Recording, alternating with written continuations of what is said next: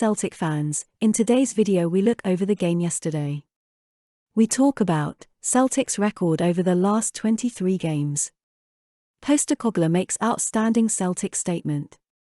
And the Celtic manager has shared that both Tom Rogic and Daizen Maeda will return to the club on Wednesday, the day of the match against Sevco. Then to finish the video, Matt O'Reilly sends a message to supporters on Instagram after first match at Celtic Park. Are you happy? So wow, what a way to finish the game yesterday. The Celtic manager has reacted after his side cut the gap at the top of the table to just 2 points, half of what it was at noon. The Liel Abada goal won Celtic all 3 points as the outcome of the upcoming derby due to decide who can have top spot for the coming weeks. Live on BBC Sport Sound, Postecoglou reminded listeners, in other words Sevco fans, nothing is won, in terms of the league, in February. Stating, it's not the end goal to be top in February, it's to be top when the trophies are handed out. All it is an opportunity to improve our football, which we have to after tonight.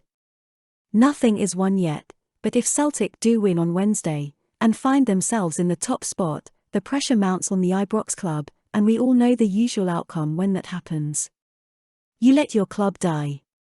Just ask the face painter. Celtic FC went to Pittodrie with a very strong lineup on the 3rd of October. A late goal from Jota secured 3 points and provided the platform for the players to go forward. A similar lineup saw off Motherwell after the international break, before Ferencváros were convincingly beaten in the Europa League. Wins over St Johnstone and Hibernian followed, when an unexpected calamity at home saw Celtic drop points against Livingston. Giakoumakis missed a penalty which condemned Celtic to a 0-0 draw. That stalemate would be the only blotch on Celtic's domestic record for the next 10 games. Ange's first taste of silverware came on the 19th of December, when Kyogo played through injury to score both goals in Celtic's 2-1 win. Ralston was unable to start that game, while Turnbull had to be withdrawn due to a serious hamstring injury in the first half.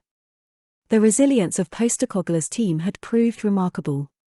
A lengthy injury list combined with an outbreak of COVID-19 to disastrous effect as Hart, Starfelt, Turnbull, Kyogo, Giakoumakis, Ajeti, Forrest, Taylor and Jota all missed out on the trip to New St Mirren Park. A 0-0 draw had many beginning to wonder if this Celtic team had finally ran out of steam. Was this a step too far for a squad that had been ravaged by injuries for so long? The result means that Celtic have now won 20 of their last 23 games in all competitions, drawing twice and losing just once, 3-2 against Bayer Leverkusen. Celtic have averaged no fewer than 6 absences per game this season, so that run is quite magnificent. It is almost certain that the Celtic manager will be unable to call on McGregor, Kyogo, Turnbull, Bitton, Ideguchi, Johnston, Ajeti, Maeda or Rogic for the Glasgow derby next week. Nevertheless, it's vital that Celtic find a way to win again, before the latter pair return to the squad and hopefully others get back to fitness. The Celtic manager also shared that both Tom Rogic and Daizen Maeda will return to the club on Wednesday, the day of the match against Rangers. However, it's not the time it takes for them to get to Glasgow this week that is the issue for the boys' boss, more how many minutes they get for their respective countries the day before. Speaking to BBC Radio Scotland after yesterday's dramatic match at Celtic Park, Postecoglou said, "Well, I think they get back on the day of the game, irrespective of my desire to find a supersonic vehicle to get them here in record time. A lot of it will actually depend on whether they play or not. If they play the day before, it's impossible for them to play on the night against the Sevco. But if they're not involved, there's an opportunity to get them back. We'll look at that later in the week." So, all eyes on Japan and Australia's upcoming matches then. Maeda's team play Saudi Arabia on February 1st, which will finish at 12 p.m. our time.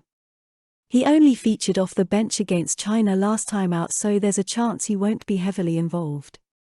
Rogic and Australia, meanwhile, play away to Oman. That's a bit closer to Scotland than both Japan and Australia, so his journey will be shorter.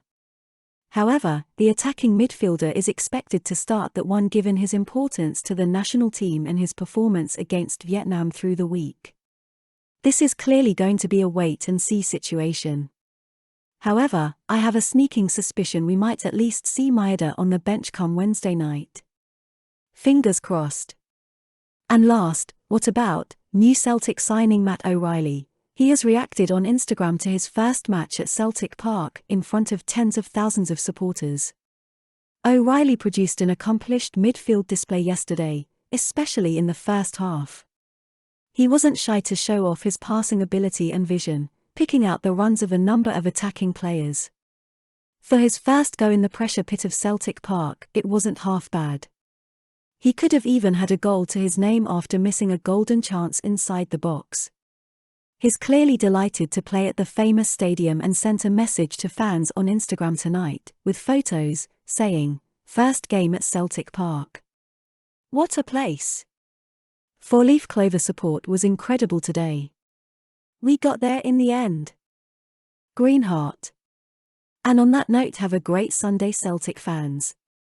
Can you smell the fear from them?